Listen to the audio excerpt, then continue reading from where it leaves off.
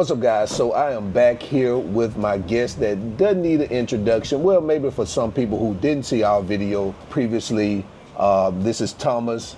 He's a pilot for a major airline in the United States. And it's been probably about a year since it's been about a year. It's been about a year since we had our first conversation. So I wanted to follow up with him from our last conversation because I know when we talked last time, you were splitting your time here in Dominican Republic and in California, and you still were trying to figure out how you were going to actually make that move and spend more time in Dominican Republic, or either just totally transitioning here in Dominican Republic. So has anything changed so far?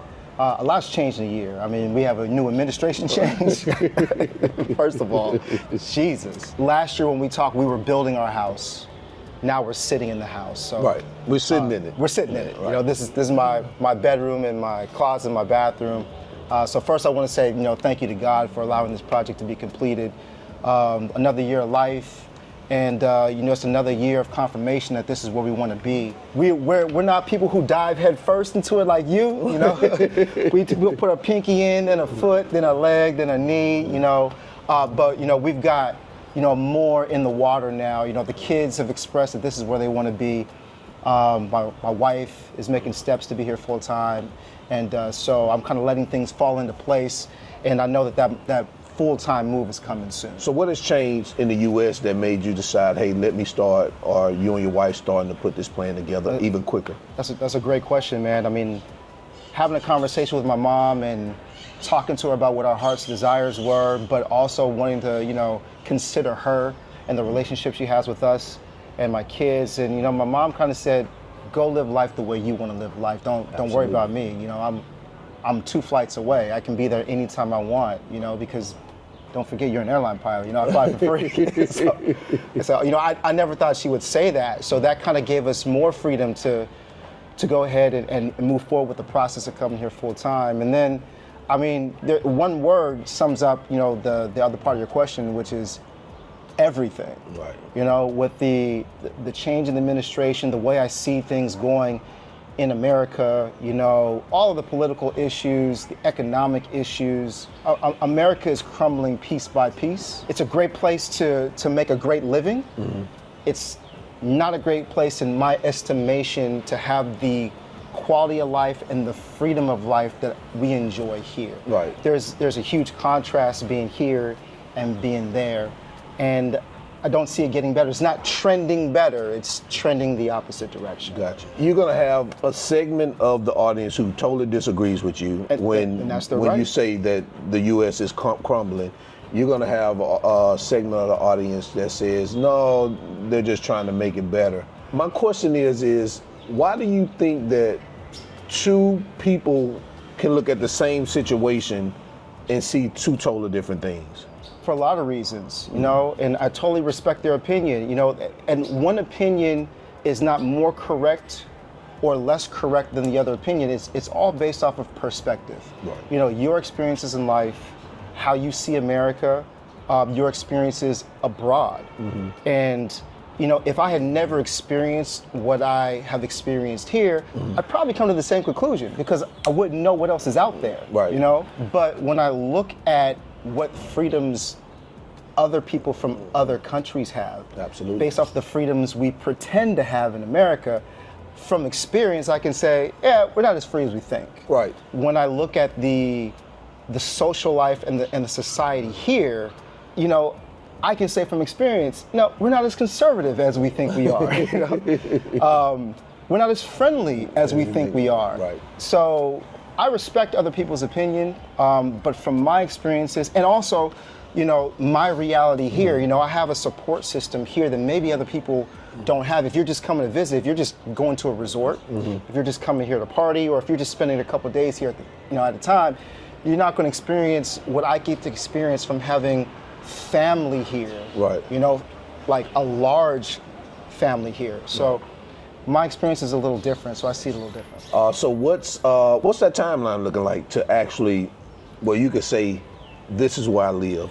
I'm thinking at the most probably 2 years. So my wife and I had a conversation, and she made a good point. Can't argue with it, I'm a man of logic, as most men are, you know, and the logic just made sense. Right. For the first time in a long time, the logic made sense. Right? And that was, look, we have a window right now of spending time with our children before we're not the center of their world anymore. You know, we have less and less influence, and their friends have more and more influence, and their environment has more and more influence. Absolutely. And why not make their formative years, let them develop in an environment where we believe in the values, right? And we're able to spend more quality time with them. And then when they go to high school, we can take them back to America and get them used to the American system and prepare them, you know, to decide where they want to be. If they want to exercise the opportunities in America, or if they want to continue to explore the opportunities in Latin America. But why not go swimming for a little bit? Why not try it out for a year? If we like it, we stay. If we don't, we can always just re-enroll them back into the American school system. That's what I tell people, man. I say, you know, if you don't like it, just go back. If it's something that you want to do, try it out, come, see what it's like, and then, you know, hey, if it works, it works. If it doesn't, it doesn't. Exactly. It doesn't. So has been the most expected thing that happened, or maybe most unexpected thing that happened since we last talked? Well, I wasn't expecting for Trump to win another term. I know it was a possibility, but I thought that, listen, I'm not Jay. I can speak freely. You know, I was expecting America to be smarter than that. I was wrong, but I think everybody's realizing that, you know, maybe we need a do-over. You know, I'm 42 years old, born and raised in America, you know, proud to be an American, proud of what our ancestors have built. But this is not the America I grew up in. It's not. I don't even recognize this America. I don't like this America. There are things that I love and like about America, but I don't recognize this America. And I don't want my kids to grow up in this America. You know, the value system is not what I have been accustomed to knowing. And the beautiful thing is that I don't have to accept it if I don't want to. You know, exactly. I don't have to. Right. I have options, Right. and it's nearing the point where I'm seeing enough to where it's like I may want to exercise my options. So has your vision of DR life changed since last time we spoke? Change for the better. Change for the better. Another, you know, I love my wife to death because, you know, I have a woman who really has my back. Shout out to Indira. I know she's going to watch this interview. But, you know, she said, I never see you happier than when you're here. And I just want to see you happy all the time. And if being here makes you happy, then this is where I want to be, because being here makes me happy too. Yeah. It's just changed for the better because we have more experiences and we have more memories, and we've been able to spend more time with the ones we love. And you know, all thanks and praise be to God. You know, we're able to finish the project on the house, and so now we have a place where we can call our own, and we have our own little kingdom. You know, and it's trending this way. Right. You know, it's trending this way. So before we move on, what was the process? Because people may want to know this. What was the process of like building your house, and how long did it take? And did you have any type of, well, I shouldn't even ask you that, because I know you did. There you go. And you had some speed bumps, that you ran, some roadblocks you went in. What was the process like? And how long did it take? And what was those obstacles that you ran into as you building your home? So, I mean, so let's qualify some things. When you say process, are you talking about the process from buying the land to the finishing touches, or just the construction itself? I would assume that the land was pretty easy. Yeah, that was easy. We bought the house right after the pandemic, right? Because we were here during the pandemic, and we realized this is our heaven on earth. You know? So we need to be here. Now, if you want to share numbers about what you paid for the land at Este, you can. We paid 5 million pesos. 5 million pesos. 5 million pesos. What was that, like 90K or something like that? 90K. So it was this plot of land, and it had a house on it. Right? The house it had on it was a pretty old house. So you didn't buy the land, you bought the house. Bought the land, but it had a house on it. You didn't buy the house, you buy the land. You buy the solar. Okay. Yeah, okay. You buy the solar. So we bought the land. It had a house on it. The house on it, we knew it wasn't somewhere we wanted to live. So while we, you know, situated ourselves and prepared for the next phase, which is building the house we wanted to live in, we rented it out. Y'all rented that house? We rented it out. Okay. So we had a little bit of income. We had Okay. a little bit of income coming in, and we just saved everything. So basically, for 2 years, we hustled. Okay. We hustled. Saved every penny. I mean, people calling me cheap. You know, they ain't call me tacaño. You know, but it was with purpose and it was with a plan, because we, you know, one thing that, you know, me and my wife talked about when we first got married is, you know, I'm a thinker. You know, I'm a visionary. You know, in a lot of ways, and I think in decades. So I was thinking 10, 20, 30 years. What do I want my life to look like? That's what I need to start building now. And so when we got the house, I started thinking, you know, 10, 20 years ahead. And so I told my wife, we need to start building. In order to start building, we need the finances to build. And I don't do debt. So this is the part I need you to play. This is the part I'm gonna play. And let's go execute. So you're free and clear on this? Free and clear. Gotcha. Free and clear. So what was that process of building, like even like getting the layouts and what's some of the obstacles and how long did it take you? So it took us, I want to say it took us about a year and a half, because we worked with an engineer.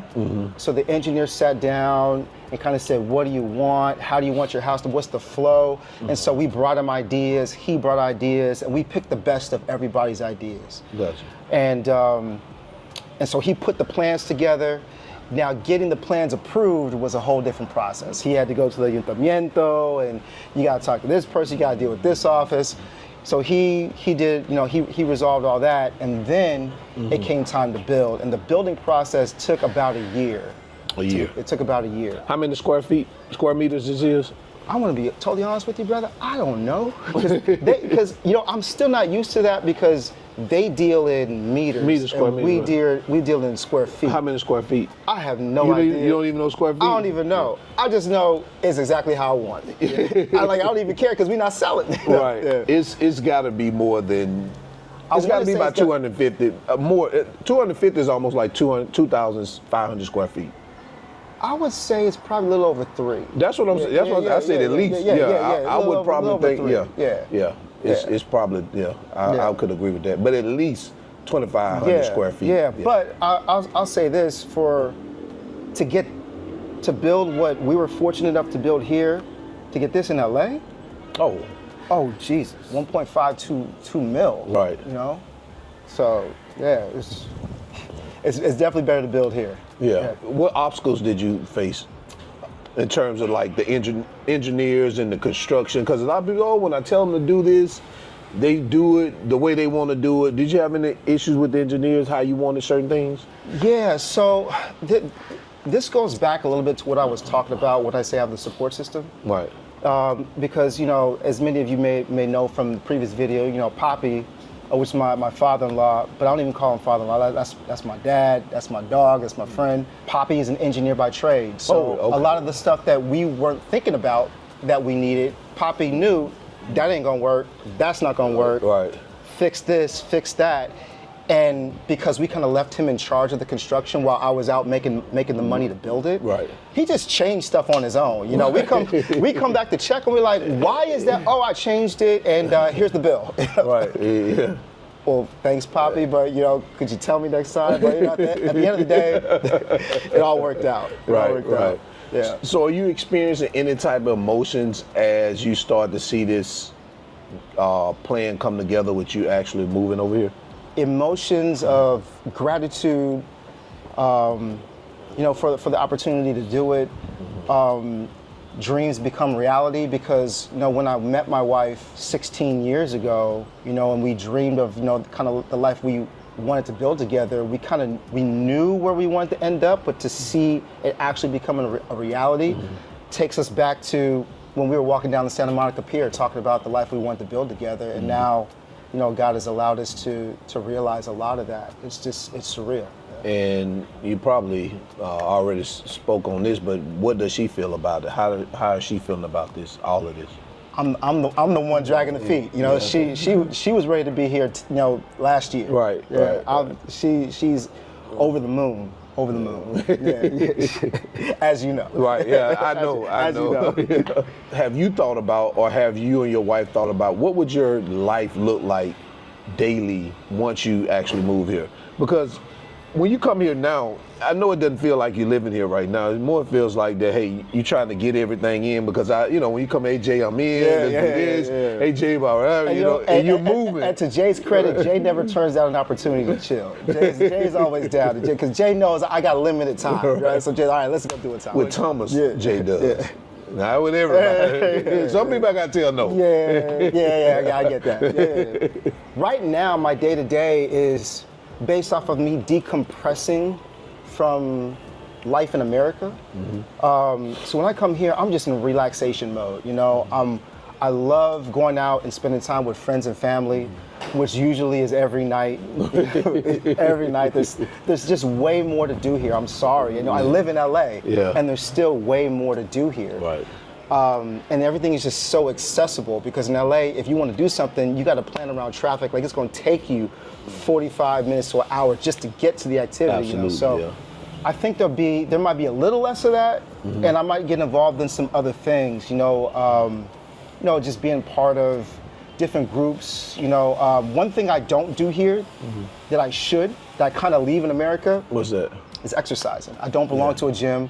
I don't really have time to go to a gym because I'm always moving to do something fun. There's just always some activity that prevents me from going to the gym. So you do that in LA, but you don't do that here? In LA, I have way more time to focus on the health because there's nothing else to do. Right. Like my schedule isn't like the typical 9 to 5. Right. If I have 4 days off, I ain't going nowhere. Right. I got to take the kids to school, wait for them to get out. While I'm off, Right. everybody else is working. So I go to the gym to pass my time. I go hoop, lift, do whatever I do. Right. Here is the opposite. There's just so much to do. There's always a family member to spend time with. There's some diligencia to do in the street. Getting to the gym is kind of tough. Right. So there's more time to get to the gym over there, less time over here. I have to be more disciplined about it here. But if I lived here, I think I would be. Right. I think so too. Because once you live here, your lifestyle kind of slows down. Right. It slows down a little bit. I look forward to giving back more to the community, finding some organizations or opportunities to give back to the barrios and the children I see who are extremely talented, don't have opportunity. I'm gonna share with you like a dream I have that hopefully one day will be a reality. Is I have a dream of buying my own airplane and flying it down here, just grabbing kids from the barrio and taking them flying. I want kids to see that they can do it. That's good. That's nice. Maybe they've never been in an airplane. They never will get an airplane. But if I can take them flying and show them, if you want it bad enough, you can go get it, and I can at least give you some exposure to it. And if not that, at least a cool ride. Something you'll never ever be able to do. And there's good money in being a pilot. Decent. We're not starving. Yeah. He said we're not starving. We're not starving. Right. Yeah. Right. That'd be cool. Though. I can afford the good leyenda, the gold bottle. I'm still on the blue part, man. So I'm struggling over here, man. Yeah, that's cool. That's cool. So what continues to draw you to DR? What continues to deepen that connection? I know you got family here. I know your wife is Dominican. She has her family here. But is there anything outside that continues to draw you to DR? The same thing that drew me the day I fell in love with the country. I'm sure there are going to be people in the comments that disagree, and that's okay. You know what? I'm just going to speak freely. As much as I feel the world changes, I think that for the most part, the core of this country stays the same. I agree. The values stay the same. For now, I haven't seen much of a change. Me neither. Not the values. Yeah. Right. Not the values. Because, America's changing every day. Right. But when I come here, it's the same country I fell in love with 17, 18 years ago. Same country. Right. Same barrio. Yeah. Same colors, same paint, same people walking up and down the street, same frutero, same people yelling pan de agua at 7 o'clock in the morning, waking me up. Right. Same roosters, same dogs, same people, at the La Tablita. Like, everything I love is still the same. It's got continuity, consistency, for the good and for the bad. Right. You know, because there's some comforts that you have up there, you don't have here, and Right. it's very frustrating that you just learn to live with. Right. And there's just some things I realize I don't need. Right, exactly. So what do you say to people who say that Dominican Republic is like adopting some of this American influence? Do you see it? And if you do, what are some of the influences you see? I see social media, social media being more and more of an influence on the youth. Well, on the youth. That's why I said on the youth. That's why I said in the youth. Yeah, right, in the youth. But when it comes to the older generation, like our generation, right. and You don't see it. It's the same. it's the same. It's still family values. I mean, my cousin just showed up unannounced, Right. and it was like, hey, did you eat? Let's go eat. Right. And then you end up drinking and ordering beers from the Comado, and it's just family time. In America, don't show up at my house unannounced. Right. Yeah, you can't do You that. didn't call. You can't come in.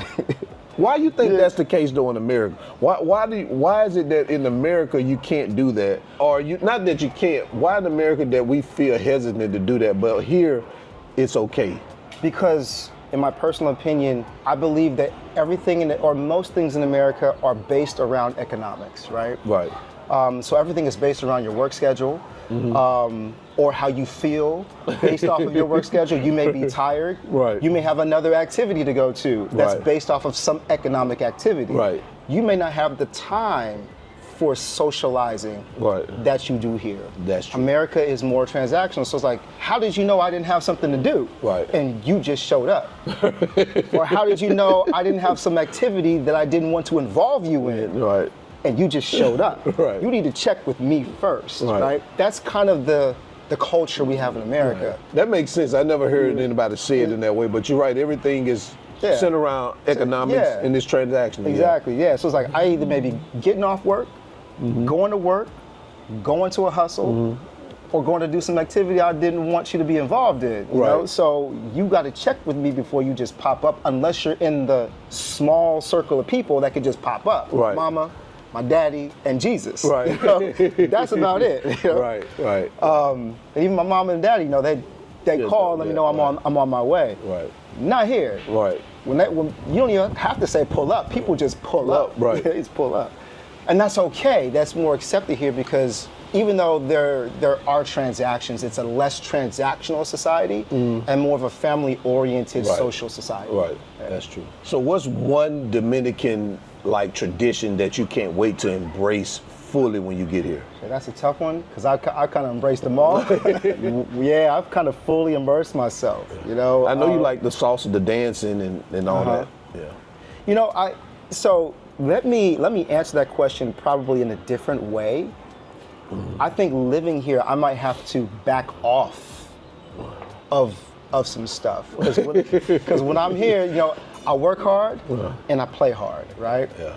And one of the things I told my wife, something that scares me about moving here is I want to be the same husband, same father that I am in LA Right. here.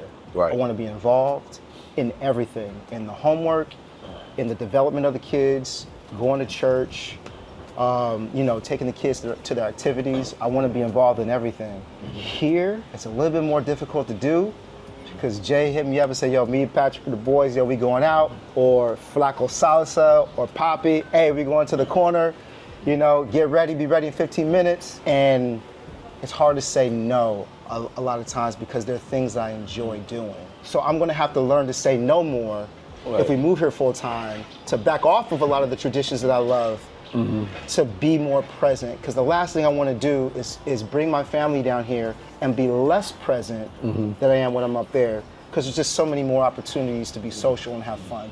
Fun that I don't get to have up there. Well, I'll say this. My involvement with my family hadn't changed. I'm actually more involved than I was when I was in the United States. I don't think you'll have that issue. I mean, if you're committed there, then you should be committed here. Yeah, I agree. So, I agree. I don't think you'll have that problem. Jay, I have a lot of fun. Yeah, Yeah, I have a lot of fun. yeah. I mean, you may be a little bit more social than I am, but But indeed, we're gonna keep him in check. Yeah.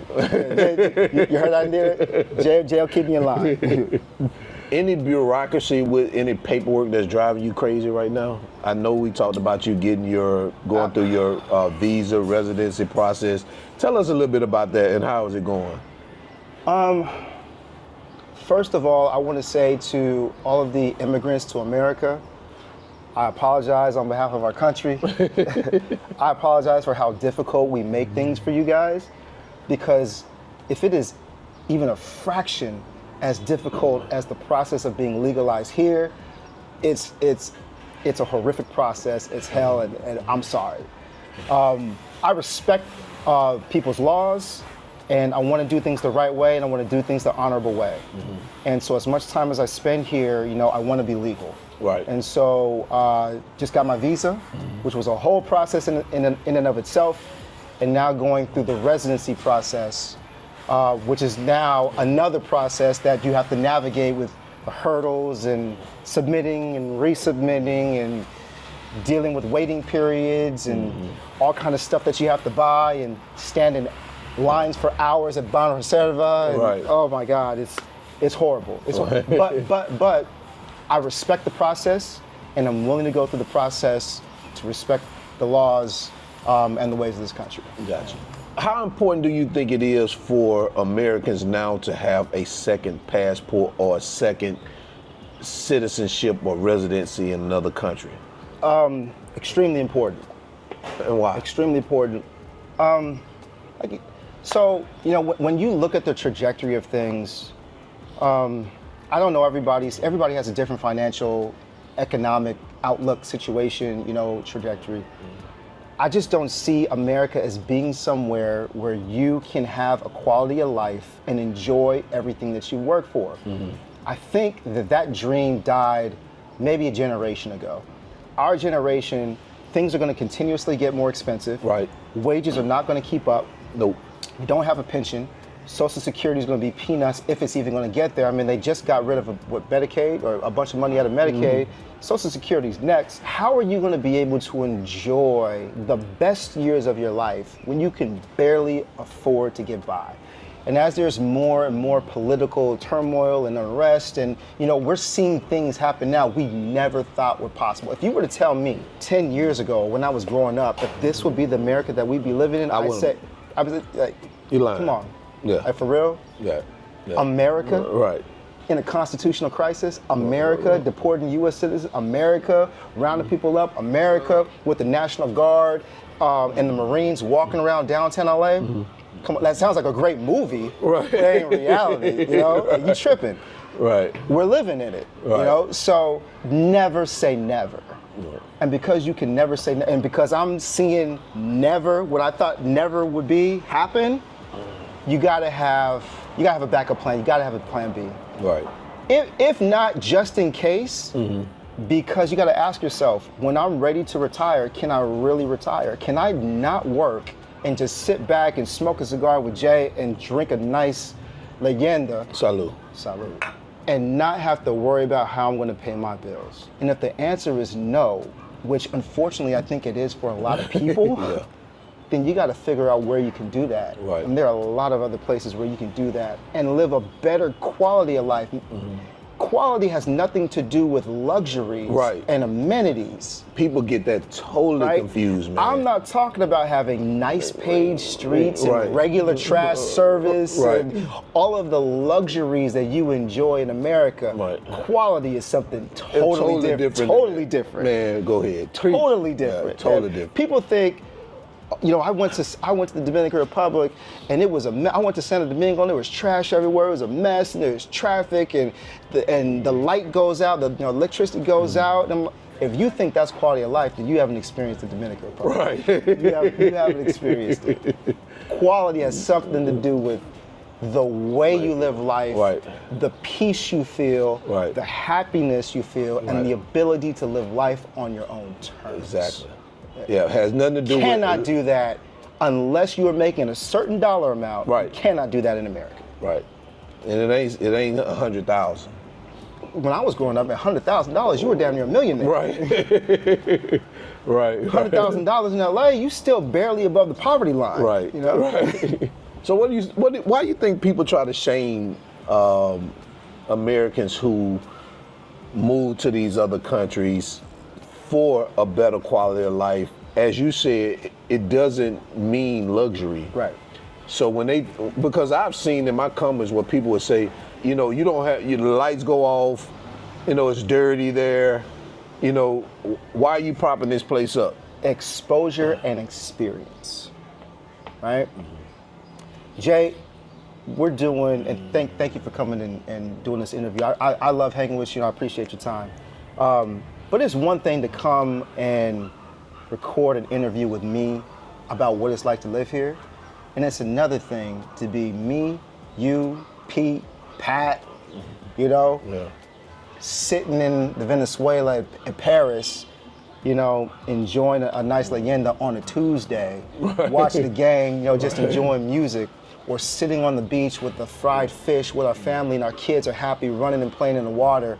You know, I'm building sandcastles with them, drinking a cold Presidente, or for me to be with my father-in-law listening to salsa in La Tablita and playing the cowbell and the guida and everybody's vibing. Street parties in LA get shut down like that. Right. You know, you can't do that. No. You can't do that. The whoop-de-whoops will be whoop-de-whooping real quick. Right. You know? It's one thing to experience that, and it's one thing to have an interview talking about that. Right. If you haven't lived it, you won't know. Right. If you know, then you know. Right. And the ones that are making the comments in the comment section, They don't know. they don't know. Right. They don't know. Because if they did, they'd be trying to get here too. Right. Absolutely. Absolutely. So it's like, you can comment if you lived it, not visited. Right. Not visit, not stayed in a hotel. Or a resort. Or a resort, not spend a couple days. Right. But when you live the local experience, It's totally different. it's totally different. Totally different. Totally different. So you still flying? Still flying. Still flying. How are you balancing that along with trying to relocate? It's a balancing act because more and more we're realizing, you know, why are we in America? You know, why are we still in LA? Other than the fact that it's where I grew up, born and raised, LA is always going to be home. Why? Like, what's the real reason we're there? We're really there for economics. Right. You know, economics and opportunity. Right. With much respect to everybody, all your viewers who were, you know, born and raised in America, live in America, call America home, think it's the greatest country in the world. More power to you. You can do a lot of things in America, but for us, the things that we enjoy, the things that make us, my crew, my 4 people, that make us happy are here. Right. So why are we there? We're there for economics and opportunity for the kids to go to a really, really good school. You take those things away, you know, that was reason for us to be there. Right. So juggling it is, I work in the summers, I work, come down here. Work, come down here. When the kids are in school, which will be in another month and a half, the way we balance it is we work and Deer and I rotate. We've made a decision until we move here full time, we alternate. So 1 month, she'll take a couple days, come down here, decompress, enjoy herself.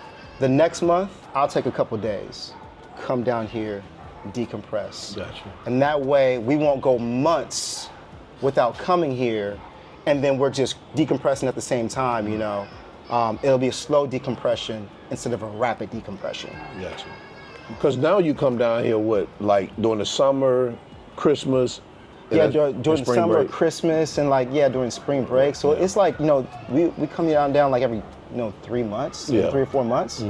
That's just too long to be away. Right. You know, so we're fortunate enough to be able to kind of come whenever we want, and so we decided to make it a point to come more frequently. Gotcha. Do you see yourself fully retiring when you get here, or when you reach retirement age, or you think you're gonna be doing some passion project? I don't want to do nothing. I don't want to do it. Passion projects, but things I can do here. One of my passions is people. I realize how blessed I am, how fortunate I am. First of all, just to have life. Exactly. Second of all, to be healthy.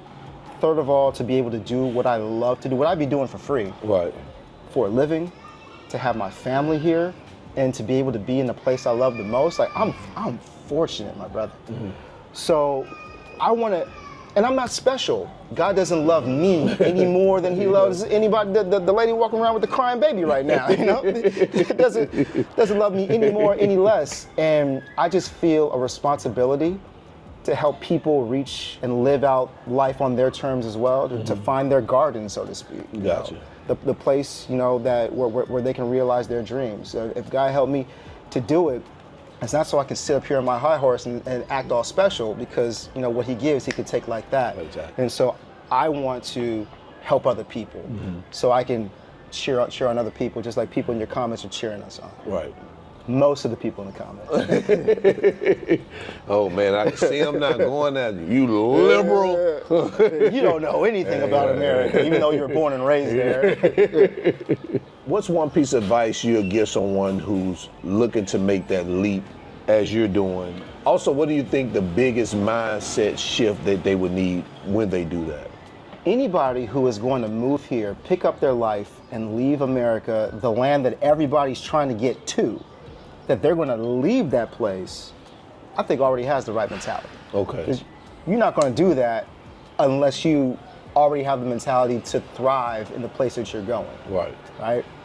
But if I had some advice for them, I would say do it when you're absolutely ready, financially, and when you have the mindset to be able to adapt and appreciate the difference in the culture, the infrastructure, and everything that comes with the Dominican Republic. Right. You know, and we talked about this. You can't love certain things about the country and hate the byproduct of the things that you love. Right. Right? Right. Example, you can't love how laid back the culture is, how slow the pace is, right? How much peace you feel here.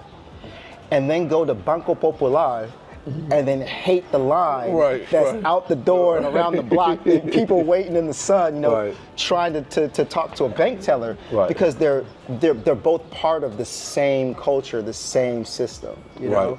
And I had to check myself on that. Like, I'm like, you know, why isn't the service like it is in America? You know, like, we need to be in and out. You know, when I go to the bank up in America, ain't nobody in there. I walk in, I walk out. It's like, hold up. Didn't you just say that you love how slow everything is down here, right?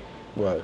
That's the same slow. That's the same slow. It's just inconvenient for you at this moment. At this moment. Exactly. That's why when people talk about the bureaucracy, it's like, bureaucracy is an issue here, but when it works in your favor, when you can find somebody on the inside to move stuff around faster for you, you don't have a problem. Exactly. But when it's working slow for you, oh man, the bureaucracy here, this and that. Exactly. So, and if we could put it a little bit where some of the fellas can understand, if you love the women here, you gotta love everything else that come with it. Right. Yeah, that produced the women. Right, that produced the women. Yeah. So the guys who like the women, y'all can understand that one right there. Yeah, exactly. And come here, son. Come here, son. Everybody, this is my son, Thomas the Fourth. We call him Tomasito. Cito, say hi. Hi. Son, you're gonna be on YouTube. Can you mind if we ask him, what do you love about Santo Domingo? Yes. What do you love about Santo Domingo? I love Nickelodeon. Nickelodeon, you like the resorts? Yeah. So you like to have fun? You like your summer camp? You like spending time with Papa Paulo, and are you just gonna steal Jay's Coca-Cola? Son, that's Jay's Coca-Cola. You like your friends at summer camp? You like hanging out with Abuelita? You like going to the pool? All right, cool. Go back in there. Do you speak Spanish? You speak Espanol? Yes. All right. Bye-bye. If you could go back and talk to yourself 5 years ago, what would you say? 5 years ago? We're in 2025. The pandemic? Or 10 years ago? Jay, who writing these questions for you? You like you the new Shannon Sharp. You the new Shannon Sharp, man. You got some good questions. You know, I got an interesting perspective on that. I love the journey that God has me on. I wouldn't change anything. Right. I think everything happened at the right time and unfolded the right way for us to end up right here talking to each other, you know. Absolutely. As horrible as the pandemic was, we wouldn't be sitting here without the pandemic. Right. Yeah. You know, I came to a lot of realizations and a lot of realities during the pandemic about, changing gears, shifting focus to being focused on America and shifting to being focused on building our life here. Because going back to your question about retirement, this is retirement. The reason we decided to build this now is to, number one, build it before the cost of living went up, before the cost of construction went up, because right after this was finished and they started deporting all the Haitian workers, the cost of labor just went through the roof, because anybody who's here legally is able to charge whatever they want for manual labor. Right. So this is retirement, because I know where I'm gonna live. It's paid for. It's paid for. It's paid for. That's the biggest. That's typically It's paid 2/3 for. of your salary. Yeah, it's paid for. Right. So everything that we're building now is to ensure that our kids have the opportunity to live life on their terms. Right. Because we already know where we're gonna be. Lomina, we're gonna be around having fun, living life the way we want to live it here, just enjoying ourselves. So what's one thing about moving abroad that no one talks about that you think that everyone should know? I would tell you, if someone asked me that, I would say that for me, every day is not a vacation. When people move abroad, they look at these Instagrams and they look at these YouTubes and they think that every day you're out enjoying, wherever place you're at. And for me, that's not a reality. But do we enjoy ourselves? Absolutely. Of course. Absolutely. So that's what I would say. And that's a good one. That's definitely a good one. Yeah. What I would say is be careful about coming down here with an American mentality, because they're onto us. They're onto us. They are. They're onto us. I try to tell people that they are on to us. They are onto us. Jada made a name for himself. Other influencers who talk about what life is like down here, and a lot of people are taking the advice and they're coming. And it hasn't happened here yet in the Dominican Republic, where they're now starting to reject expats coming down. But it is happening in other countries where Americans or foreigners are coming in with the foreigner mindset and affecting that ecosystem, that culture that has existed here for decades. And the locals they're pushing them out. They're protesting. They're revolting. They're saying, hey, gringos can't come here and change our way of life and drive up the cost of living. And you guys are, you guys are complaining about things that you complain about in America. You can't bring that stuff here. They're starting to get onto us. Right. So if you're gonna come with an open mind, come with the mentality of adapting, so that way we don't create a bad name for ourselves. And they don't make it hard for us like America has made it hard for other people immigrating. And so the same way we expect immigrants to America to adapt and assimilate, we have to do the same thing here. Exactly. I'm just one step away, and that's the language. That's it. Other than that, I'm assimilating. Yeah. So we're going through the legal process, because when we speak to you guys, we want to speak, out of a position of doing things the right way, not being hypocrites. And standing on business. Like you said, man, they are on to us. And for people to think that these countries don't have social media, they do. They see exactly what's going on. They see exactly how Americans are moving. Don't get me wrong. I believe a lot of these countries welcome us here to their countries because they also know that we bring value. We bring our dollars. We're stimulating the economy. But also what comes with that are these bad attitudes and this behavior.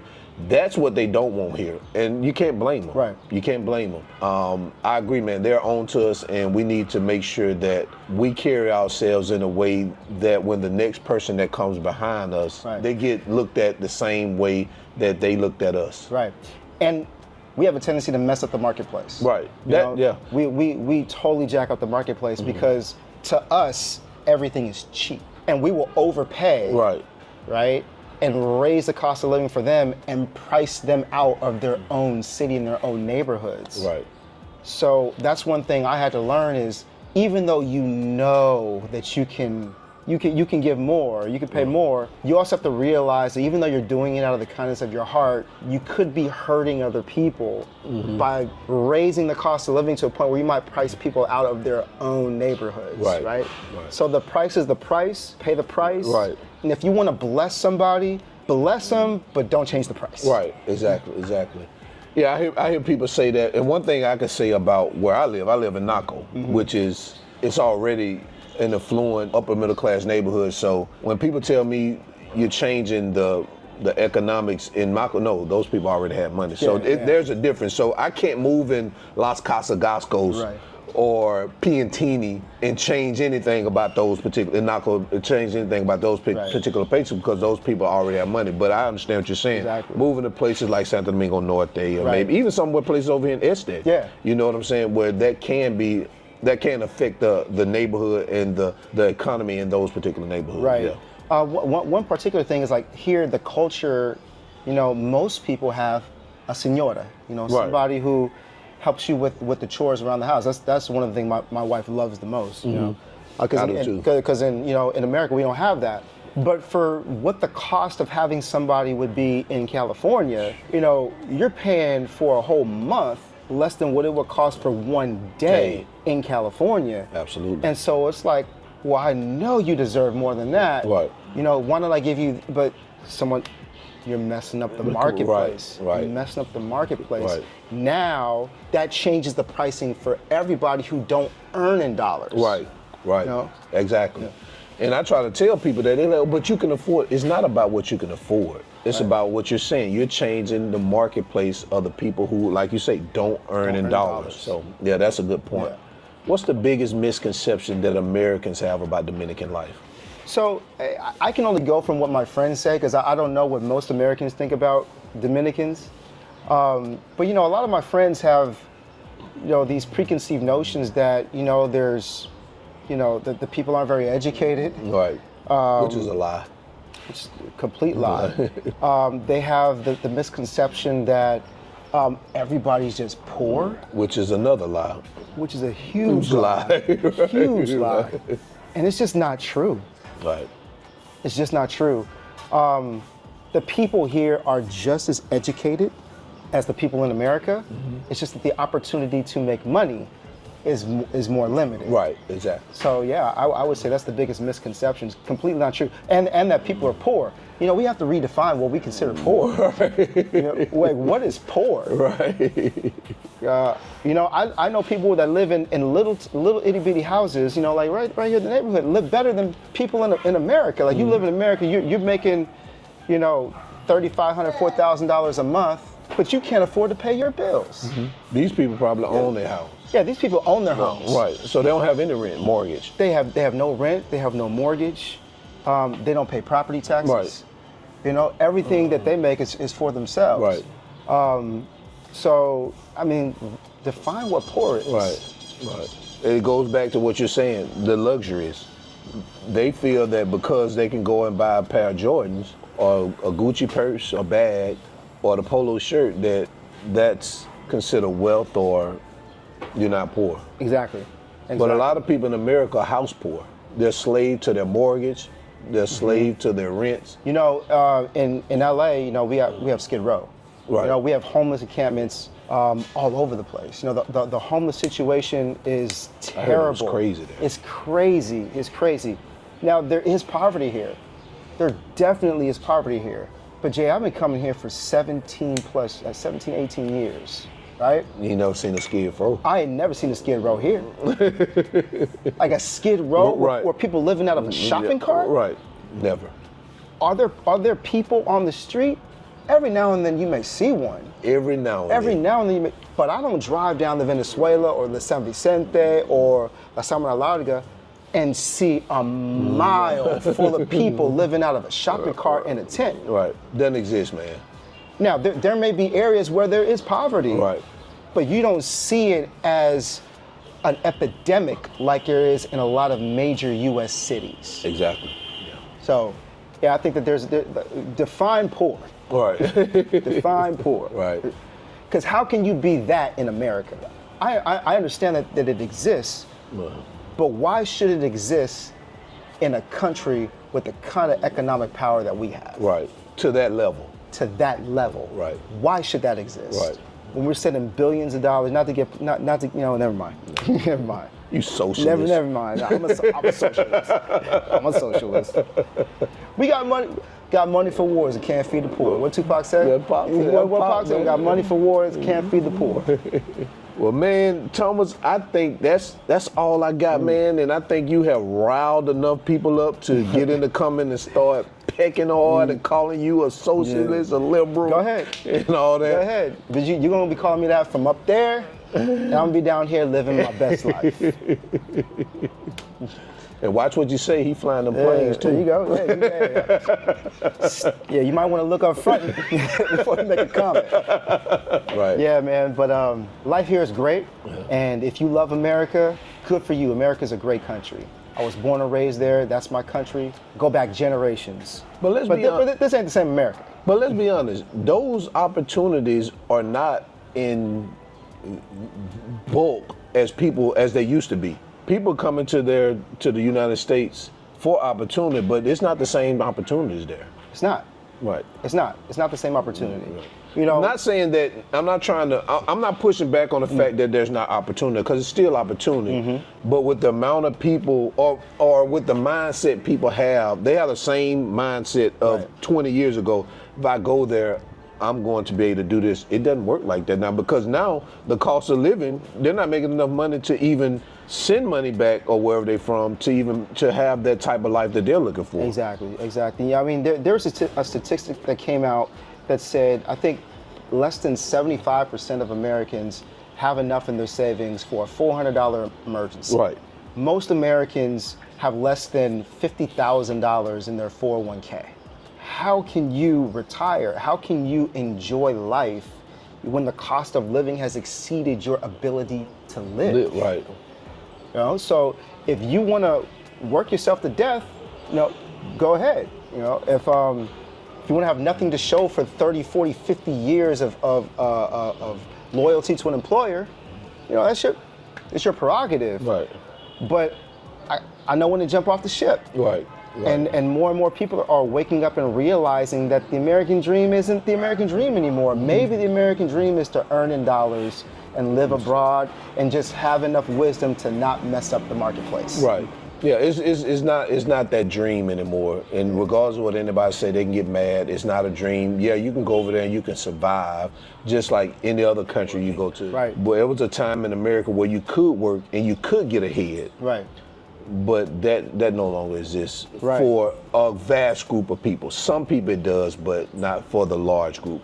It used to be where your house was considered the cornerstone of wealth. I mean, but now you can't even afford one now. Yeah. Yeah. So my pops said the coldest line to me, one day. He said, if anybody's trying to sell you a dream, you need to be careful, because that means you're asleep. It made me stop and think, like, hold, what? Yeah. If anybody's trying to sell you a dream, be careful, because it means you're asleep. Right. So guys, I hope you enjoyed this one here, man. I'm sure we'll probably follow up with another one, and hopefully when we follow up with another video, you're actually living here and doing your and still working, but your base will be here in Santo Domingo. Absolutely. Every time we link up for a reconnection with your followers, we're farther along in the process. Right. Last year the house wasn't here. Right. And now we're here. Yeah. Exactly. Yeah. We was doing it at the rooftop at Fusion. So guys, remember, always keep your goals at the forefront of your mind. Always live in the present, because that's the only way you're gonna live your best life. And we out. Peace. Je begon aan mijn best life, yeah. Je begon aan mijn best life, yeah. Something you and me, oh. Je begon aan mijn best life, yeah.